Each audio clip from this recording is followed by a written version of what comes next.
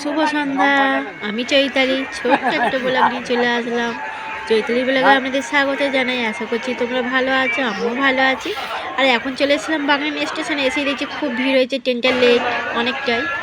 Train আছে রে, আমরা এখন বাগনানে দাঁড়িয়ে আছি। ট্রেনটা কখন তারপর আসবে আমাদের কি ট্রেনটা জানি। চলেই আসলো। আর সবাই আমরা উঠে পড়লাম, দিদিভাই কাকু আমরা সবাই উঠে পড়লাম। এসে বাড়িতে চলে এসেছিলাম, এসেই দেখছি চিকেন নিয়ে এসেছে আমার হাজব্যান্ড।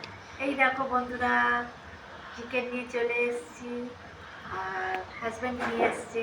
আর কে এই দুটো খেতে ভালোবাসো দেখো, এখানে আমি আনাজ কেটে নিয়েছি আর আদা রসুন আমি ছাড়িয়ে নিয়েছি, বাটবো এবারে।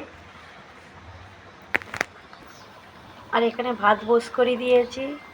আর শাশুড়ি মায়ের জন্য এই যে বেগুন ভাজা আর কুমড়ো ভাজা করবো। এখানে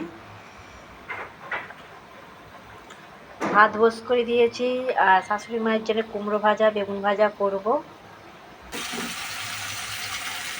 তারপরে এখানে সব রকম মশলা আমি সব দিয়ে দিয়েছিলাম মাংসে, যেগুলি চিকেনের যা যা মশলা লাগে।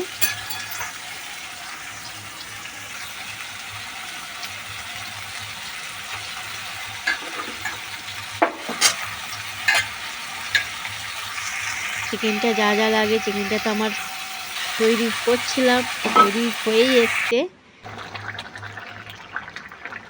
দেখো বন্ধুরা, আমি রান্না করতে করতেই কিন্তু দেখে রেখে দিয়েছি আমি কোন চিকেনটা খাবো আর কোনটা খাবো না।